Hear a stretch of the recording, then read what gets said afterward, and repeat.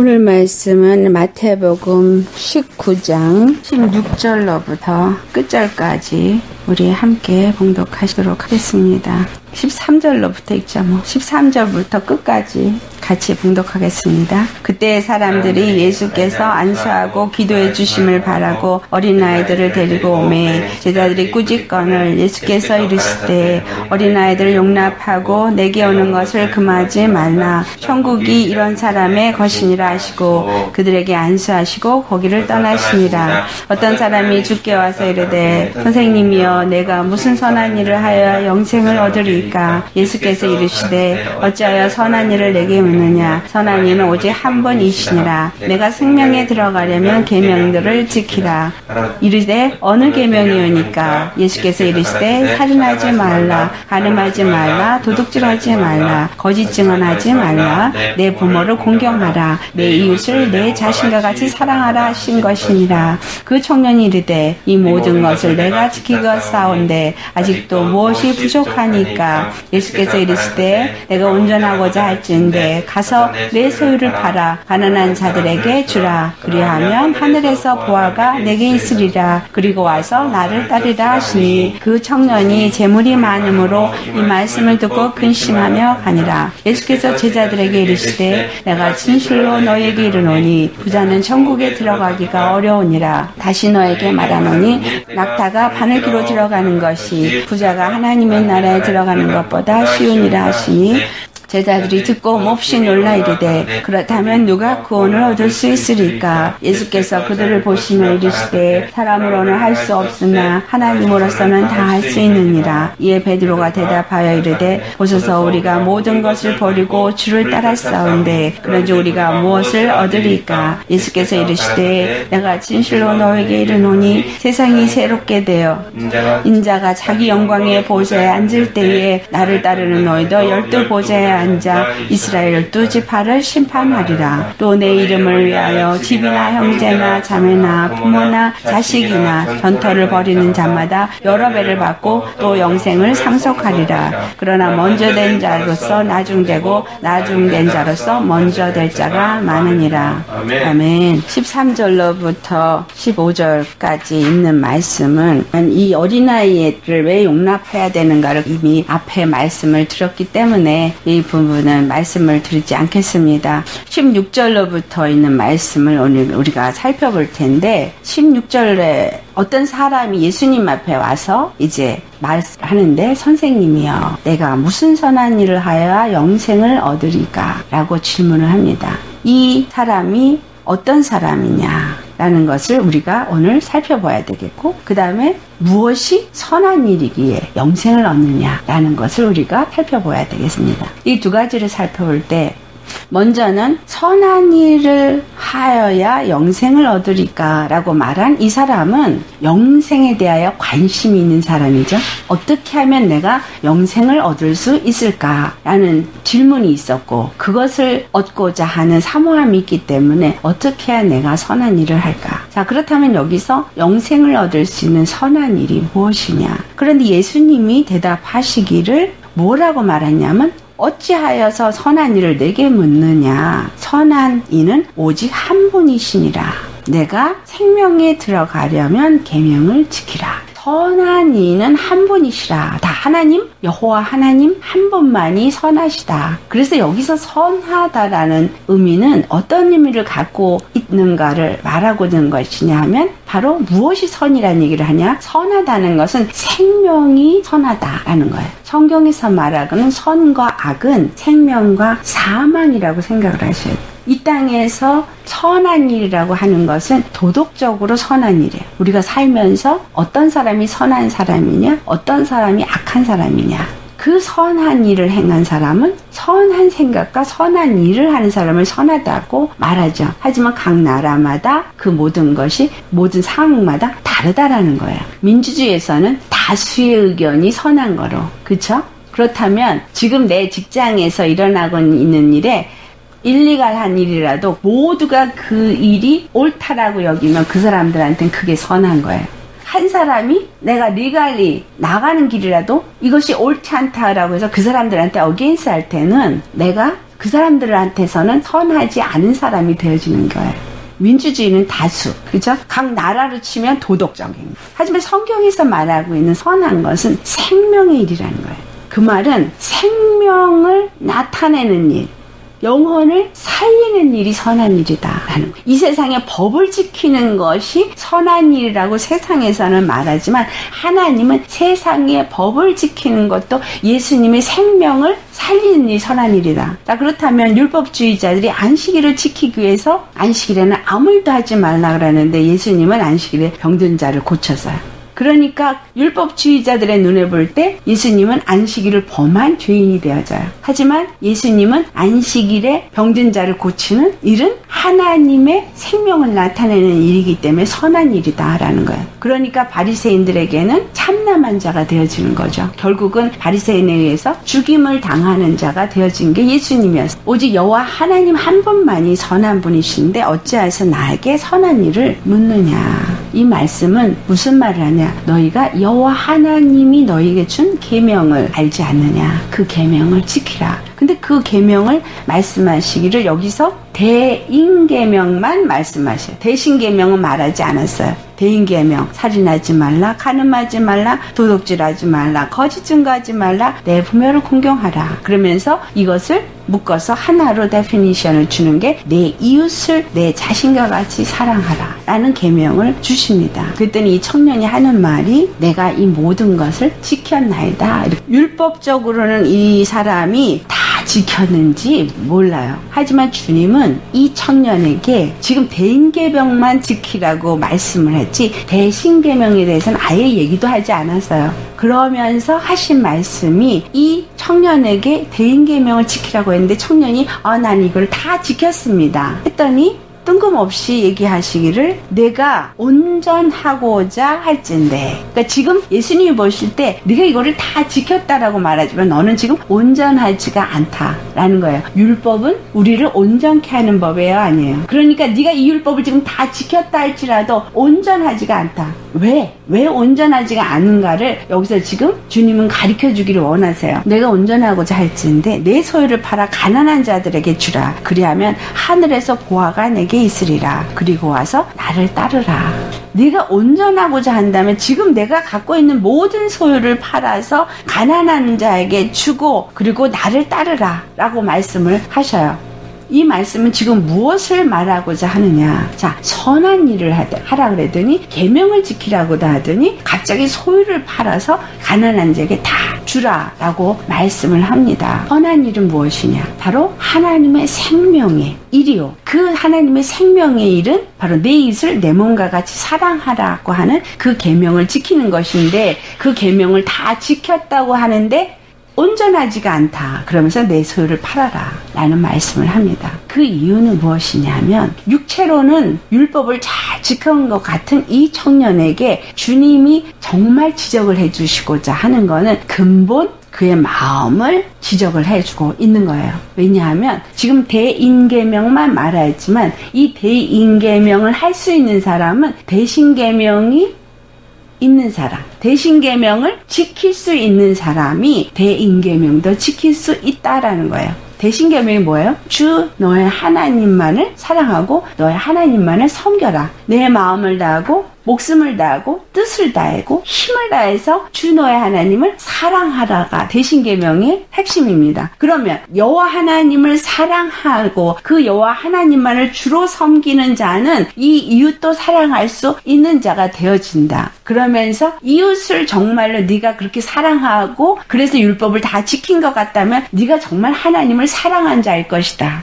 하나님을 정말 사랑하는 자라면 뭐에 관심이 있다라는 거예요? 생명에 관심 있는 자, 영혼 구원에 관심 있는 자야. 그래서 내 소유를 다 팔아서 그 가난한 자들에게 나누어 주는 자가 되어지는 그러한 자가 될 수 있다. 이거의 핵심이 무엇이냐? 어떻게 해서 그렇게 자기의 모든 소유를 팔아서 가난한 자들에게 다 나누어 줄 수 있느냐? 그것은 그의 주인이 여호와 하나님이 되어졌을 때 분명히 예수님은 이렇게 말했습니다. 네가 만약에 이 소유를 다 팔아서 가난한 자들에게 주면은 하늘에서부터 보화가 내게 있을 것이다. 우리가 이 이야기를 가지고 우리의 삶 속에서 적용을 해서 생각을 해보면 내가 나를 포기하고 내가 손해를 보는 것 같고 내 것을 모두 다 포기하고 양보하고 버릴 자도 이 모든 것이 하나님으로부터 내게 다시 채워질 거라는 믿음. 이것은 어디서부터 오냐면 하나님이 나의 구원의 하나님이라는 그분을 구원의 주로 섬기는 믿음에서부터 온다라는 거예요. 내가 억울해서 억울한 일을 당할지라도, 내가 나를 손해보는 일을 당할지라도, 내 거를 포기하는 일을 당할지라도, 내 거를 다 버려야 되는 상황을 당할지라도, 이 육체의 모든 것들을 내가 다 포기할지라도 하나님은 나의 구원의 하나님으로서 내가 이 땅에 사는 것이 주께로 말미암아 사는 자라는 믿음이 있다라면 이 세상의 모든 것들을 다 포기할 수 있습니다. 그렇죠? 하지만 이 모든 것이 내가 소유해야 되고 내가 붙잡아야 될 거라고 생각한다면 하나님께로부터 오는 것이 아니라 내 노력에 의해서 내가 소유한 것이라고 생각한다면 이거는 놓을 수가 없습니다. 이 청년이 결국은 자기가 율법을 다 지킨 것 같이 말하였지만 그 청년의 믿음은 어떤 믿음이었냐면 구원의 하나님 여호와를 믿는 그분을 주로 섬기는 주권적인 믿음이 아닌 믿음이었다라는 거죠. 그렇기 때문에 그 청년이 재물이 많음으로 인해서 이 말씀을 듣고 근심하여 떠나갑니다. 말하지 않은 앞에 13절로부터 있었던 말씀, 어린아이와 같은 자들이 되지 않으면 안 된다는 얘기는 어린아이는 온전히 완전히 자기의 것이 없이 자기 부모에게 속해 있는 자요. 부모에 의해서 모든 것을 맡겨지고 그것으로부터 공급받는다는 것을 그냥 자기의 것이 되어버린 자가 아이예요. 그렇죠? 아이를 키우는 사람은 누구보다 다 더 잘 알아요. 아이는 아무것도 모르고 천방지축이지만 그 부모가 그 모든 것들을 다 알아서 컨트롤 해주고 필요한 것을 주고 또 금해야 될 것을 금하게 하시고 그 부모가 다 그 아이를 돌봐 준다라는 거예요. 이 청년은 그러나 어떤 자였어요? 주님께 의탁되어지고 주님께 의지한 자가 아니라 그 재물이 자기를 보호하고 그 재물이 자기를 윤택하고 하고 그 재물이 자기가 육체를 사는 동안에 있어야 될 것이라는 그 재물이 그의 주인이 되어져 있었던 상처다라는 거예요. 그렇기 때문에 그 재물을 포기할 수가 없었습니다. 분명히 예수님이 하늘로부터 재물이 임할 거라고 말씀을 했는데도 하늘로부터 임하는 재물을 얻을 것이라는 생각보다 눈에 보이는 내 재물을 내 손에서 놓기를 원하지 않았다라는 거예요.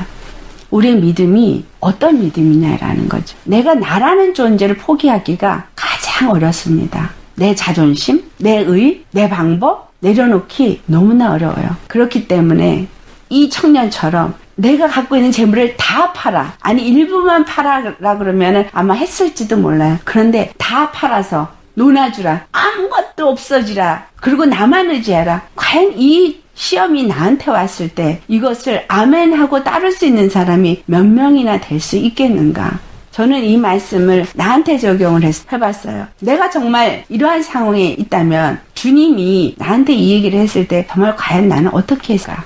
우리는 이러한 어떠한 성경에 나타난 사건들과 예수님이 하신 말씀들을 우리 앞에 적용을 시켜서 생각해 보면서 과연 내 믿음은 어떤 믿음인가를 생각해 보아야 합니다. 주님이 이 청년의 하는 행위를 근심하며 떠나가면서 다시는 예수님께 이 청년이 오지 않아죠. 주님이 하신 말씀, 부자는 천국에 들어가기가 어렵다. 어느 정도 어렵느냐? 낙타가 바늘기로 들어가는 것이 어려운 것처럼 그것보다도 더 어렵다. 오히려 낙타가 바늘기 들어가는 게 쉽다. 이건 impossible한 일이다 이 말이에요. 낙타가 어떻게 바늘기로 들어가? 제자들이 놀라서 아니 그러면 누가 구원을 얻을 수 있겠습니까? 천국에 들어가기가 사람의 힘이나 사람의 이론이나 사람의 지식이나 사람의 노력이나 방법으로는 사람의 의로는 결단코 들어갈 수가 없다라는 거예요. 어떨 때만 들어갈 수 있어요? 오직 육의 것을 다 포기하고 예수님께 속할 때에만 들어갈 수 있다라는 말씀을 지금 하는 것입니다. 사람으로서는 할 수 없지만 하나님은 다 할 수 있느니라. 그랬더니 27절에 베드로가 말하기를 우리가 모든 것을 버리고 주를 따라 싸운데 그런즉 우리가 무엇을 얻으리까? 베드로는 정말로 자기의 생계를 유지하는 그 그물을 버려두고 예수님을 따랐으니까 정말 모든 것을 버리고 따라서요. 다시 한번 우리가 28절, 29절 말씀을 보시겠어요. 세상이 새롭게 되어 인자가 자기 영광의 보좌에 앉을 때에 그 모든 것을 버리고 따른 너희들은 12보좌에 앉아서 이스라엘 12지파를 심판하는 자가 되리라. 하나님은 왕권을 주어서 하나님과 함께 다스리는 왕권을 가진 자가 될 것이다.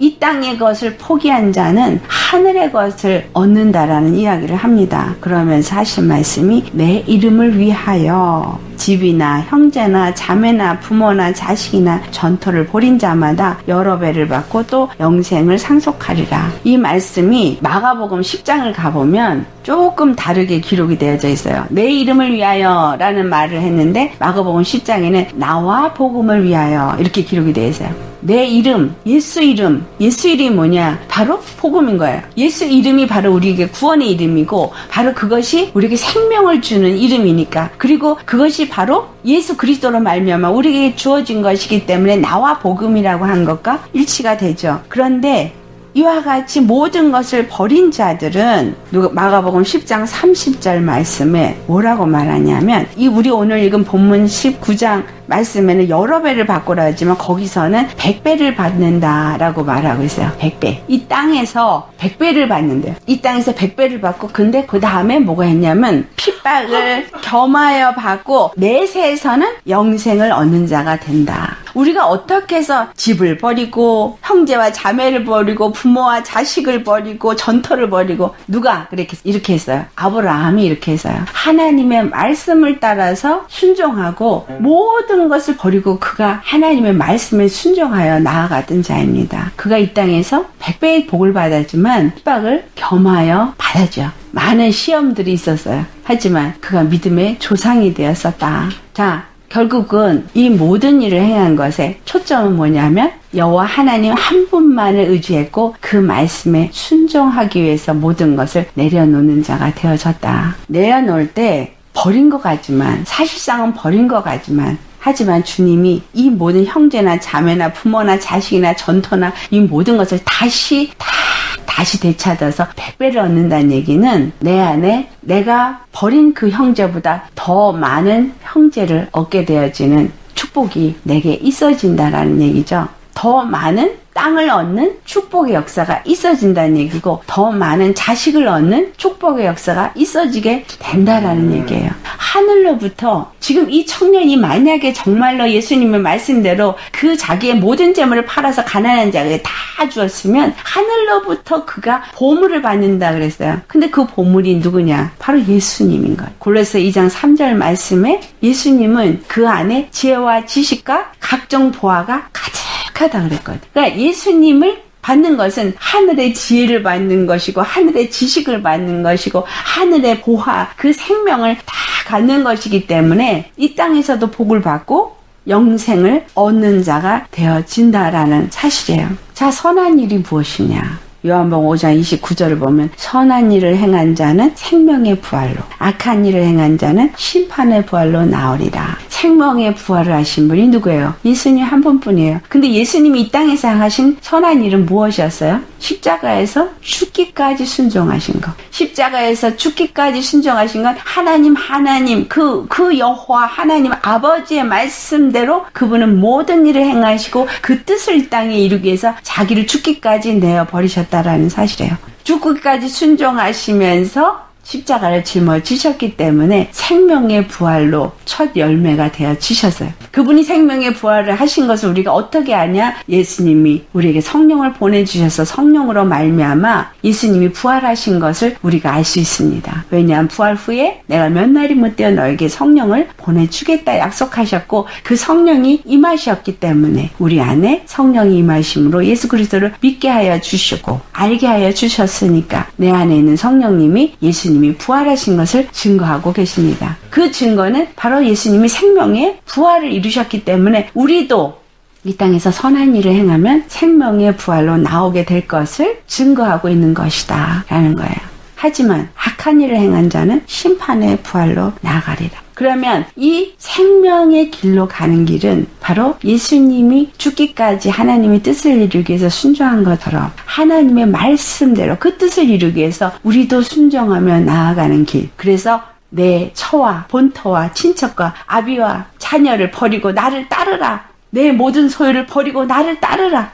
그렇게 한다 할지라도 우리는 그 말씀에 순종하며 나아가는 자가 되어야 한다라는 거죠. 나를 포기하는 거, 나를 내려놓는 거, 이것은 주님이 정말로 이 모든 것을 버리고 우리를 거지를 만들기를 원하는 것이 아니라 정말 내가 나만을 의지하고 나만을 바라보는 믿음의 사람으로서 가겠는가 그 마음을 보고자 하십니다라는 거예요. 그 마음이 어떠한가를 우리에게 보고자 하시는데 내가 입으로는 주여 주님이 나의 주님이십니다. 주님이 나의 구원이십니다 라고 말하면서 내 안에 내 마음에 아직도 나를 버리지 못하고 나를 버리기 원하지 않고 내 것을 포기하기를 원치 아니하고 있다면 바로 이 청년과 우리는 다를 것이 하나도 없다라는 거예요. 어린아이와 같은 믿음이 되지 않는다면 정말 주님만 의지하고 모든 것을 내어 던질 수 있는 믿음의 사람이 되지 않는다면 하늘로부터 임하는 그 보물을 가질 수가 없다라는 거예요. 마태복음 6장 24절을 가보면 분명하게 우리에게 주시는 말씀, 너희가 두 주인을 섬기지 못한다. 왜 두 주인을 섬기지 못하느냐? 이를 사랑하면 저를 미워하고 저를 사랑하면 이를 미워하기 때문에 너희는 하나님과 재물을 겸하여 섬길 수가 없다.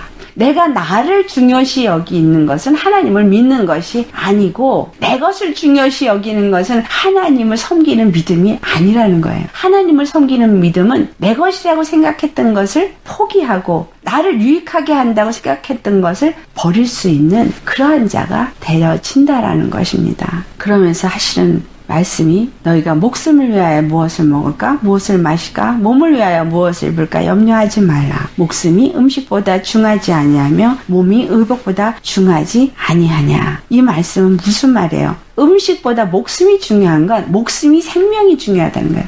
이 땅에 사는 생명이 중요하다면 영원한 생명은 더 중요하다라는 거예요. 영원한 생명을 얻고자 사는 사람은 하나님을 절대로 놓치지 않냐고 하나님을 중요시 여기고 하나님만을 붙잡고 의지하는 믿음의 길을 가야 된다라는 거예요. 공중에 새를 보라 심지도 않고 거두지도 않고 창고에 모아들이도 아니하되 너희 하늘 아버지께서 기르시나니 너는 이것들보다 귀하지 아니하냐. 하나님 아버지가 만물을 다스리시는 하나님이시라는 거예요. 만물을 다스리는 하나님이 만유에 있는 새들이나 이러한 곡식들이나 이러한 풀들이나 이러한 것들보다 너희가 더 중요하다. 누가 염려함으로 그 키를 한 자라도 더할 수 있겠느냐. 솔로몬의 영광보다도 이 꽃이 더 영광스러운 그것을 경험하는 것이다 라는 말. 정말 솔로몬의 영광은 이 꽃만도 못하다, 꽃 하나만도 못하다고 표현할 만큼 우리가 세상에서 누리는 부귀영화, 영광, 얻는 명예, 이 모든 것들 누린 것은 솔로몬과 비교할 자가 없습니다. 근데 그 영광이 꽃 하나와 비교할 때 그 꽃 하나만도 못하다고 하는 것은 그 꽃은 자기가 누릴 수 있는 모든 것을 다 누리다가 간 것으로 표현하는데 이렇게 정말 이 땅에서 우리가 누릴 수 있는 모든 것을 다 누릴 수 있고 그 영광을 다 누린다 할지라도 그 꽃 하나만도 못하다라는 이야기. 그런데 이 꽃이 이렇게 누릴 수 있는 것은 하나님께서 그 들풀도 입히시고 그 새들도 먹이시기 때문이다. 만유의 하나님, 그 하나님이 우리를 인도하시고 우리를 주장하시는 하나님이기 때문에 그래서 너희는 두 주인을 섬기지 말고 오직 먼저 그 나라와 의를 구하라고 말씀하고 있는 것입니다. 그 나라와 의를 구하는 자, 그러한 자들은 내 것을 다 포기하고 다 버릴 수 있다라는 거예요. 왜? 예수님이 그의 전부가 되어지기 때문에. 예수님이 나의 전부가 되어지고 예수님이 나를 높이실 수도 있고 낮추실 수도 있고 나를 부자가 될 수도 있고 가난하게 되게 할 수도 있고 나를 음부에 내릴 수도 있고 하늘로 올리실 수도 있는 모든 것의 주권자라는 사실입니다. 그것을 내가 믿는 믿음이라면 어떠한 상황에 있어도 나 자신을 하나님 앞에 완전히 맡겨드리는 것. 내어드리는 거, 그리고 나는 그 예수님 안에서 예수님을 믿는 믿음으로 그냥 사는 거, 이것이 믿음이다라는 거예요. 그것이 예수님을 따르는 자예요. 그래서 십자가를 지고 따르는 것이 바로 힘들고 괴로운 것입니다. 왜냐하면 나를 포기해야 되니까, 나를 버려야 되니까. 아브라함이 받은 약속은 내가 너에게 지시한 땅으로 가라, 내가 많은 자들의 아비가 되게 하고 만민이 너로 말미암아 복을 받을 것이다. 사실 아브라함의 입장에서는 만민이 복을 받는 게 무슨 상관이야? 안 그래요? 내가 복 받기를 원하고, 내가 내 자손이 번성하고 내가 복 받기를 원하지 만민이 복을 받는 게 무슨 상관이에요? 근데 예수님은 너로 말미암아 모든 민족이 복을 받으리라 그랬거든. 모든 민족이 복을 받을 만큼 나는 복의 근원이 된다라는 거야. 근데 그 복의 근원이 만약에 정말 이 땅에서 받는 육체의 복이라고만 생각했을까? 아브라함이 아니라는 거예요.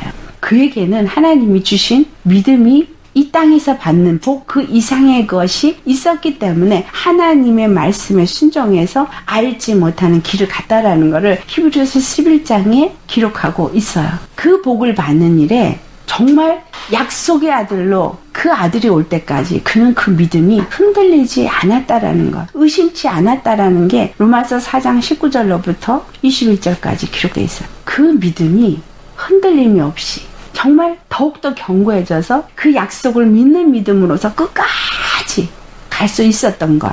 오직 여호와 하나님은 그 말씀하신 대로 이루시는 하나님이시라는 것 믿었기 때문이에요. 아브라함은 보지 않고도 믿었어요. 그렇기 때문에 그가 믿음의 조상이 될 수 있어서요. 우리는 본자예요. 이미 과거에 아브라함이 그런 사람이었던 걸 성경이 기록하고 있고, 그 위에 많은 믿음의 선진들이 그와 같은 일을 한 것을 기록하고 있고, 역사적으로 이스라엘이 우리에게 표본이 되어지고 있고, 예수님이 이미 오셔서 죽으시고 부활하신 거, 성령이 우리 안에 오셔서 이미 우리에게 증거하고 오시고, 우리는 이미 모든 것을 보고 알고 있는 자예요. 그러면서도 믿음에 서지 않는다면 보지 못하고 믿은 아브라함과 비교할 때 우리가 어찌 그 복을 받을 수 있겠는가라는 사실이에요.